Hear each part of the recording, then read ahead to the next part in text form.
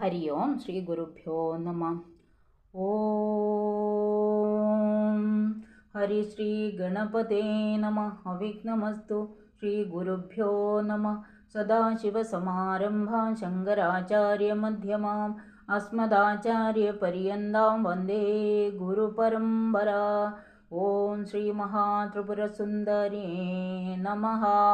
മംഗളാചരണം.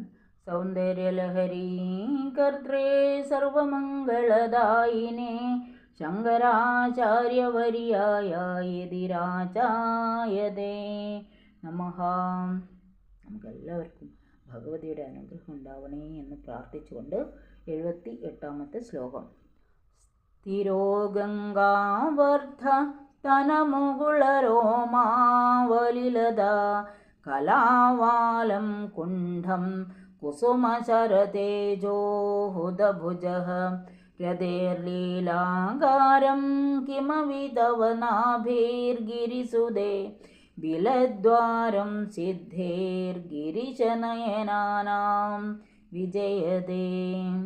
സ്ഥിരഃ ഗംഗാവർത്തഃ സ്തനമുകുളരോമാവലിലതാ കലാവാലം കുണ്ഠം കുസുമശര തേജോഹുതഭുജഃ രതേർലീലാകാരം രതേഃ ലീലാകാരം Kim അപി തവ നാഭിഃ ഗിരിസുതേ ബിലദ്വാരം സിദ്ധേഃ ഗിരീശനയനാനാം വിജയതേ.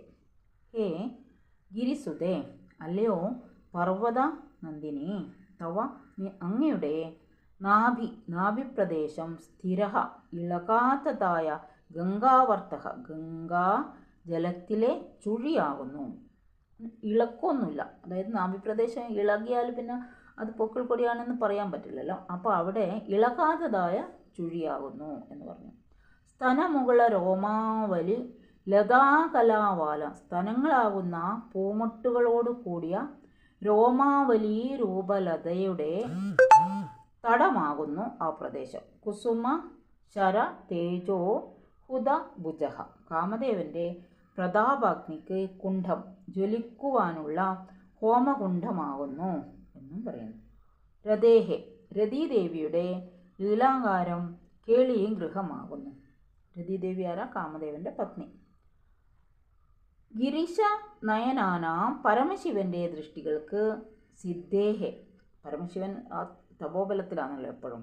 അപ്പോൾ ആ തപഫലത്തിൻ്റെ ബിലദ്വാരം ആഗമനത്തിനുള്ള ഗുഹാമാർഗമാകുന്നു എന്ന് പറയുന്നു. 3 പേരെ പറ്റി പറഞ്ഞു. രതിദേവിക്ക് ക്രീഡാസ്ഥലമാണ്, കാമദേവനെ ഹോമകുണ്ഡമാകുന്നു, മഹാദേവനെ തപഫലത്തിൻ്റെ ബിലദ്വാരം ഗുഹ ആഗമനത്തിനുള്ള ഗുഹമാർഗമാകുന്നു എന്ന്. കിമപി, ഇപ്രകാരം ഏതുവിധമെന്ന് നിർവചിക്കാൻ സാധിക്കാത്ത വിധത്തിൽ, ഏതുവിധമാണെന്ന് നിർവചിക്കാൻ സാധിക്കാത്ത വിധത്തിൽ വിജയതേ, ആ സദ്വോത്കർഷേണ വർത്തിക്കുന്നു എന്ന് ആ നാഭിപ്രദേശം, ആ പൊക്കിൾ കൊടിയുടെ ആ കുഴിഞ്ഞ പ്രദേശത്തെ പറ്റിയാണ് ഇവിടെ കൂടുതലായിട്ടും വർണ്ണിച്ചിട്ടുള്ളത്.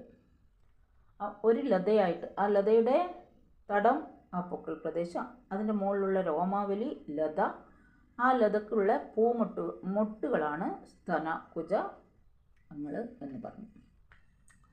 നാഭിയെ വർണ്ണിക്കുന്നതാണ്. അല്ലയോ പാർവതീ ദേവി, നിന്തിരുവടിയുടെ നാഭിപ്രദേശം ഗംഗാജലത്തിലെ സ്ഥിരമായി നിൽക്കുന്ന ചുഴിയായും സ്തനങ്ങളാകുന്ന 2 പൂമൊട്ടുകളോട് കൂടിയ രോമാവലിയാകുന്ന ചെറുവള്ളിക്ക് വളരുവാനുള്ള തടമായും കാമദേവന്റെ പ്രതാപാഗ്നിക്ക് ജ്വലിക്കുവാനുള്ള ഹോമകുണ്ഡമായും രതീദേവിയുടെ കേളീഗൃഹമായും പരമശിവന്റെ ദൃഷ്ടികൾക്ക് തപഫലാഗമനത്തിനുള്ള ഗുഹാമാർഗമായും അനിർവചനീയമായ വിധത്തിൽ സദ്വോത്കർഷേണ വർത്തിക്കുന്നു എന്ന് ആ പൊക്കിൾക്കൊടിയെയും ആ രോമാവലിയെയും ആ കുജങ്ങളെയും പറ്റി ആണ് ഇവിടെ വർണ്ണിച്ചത്.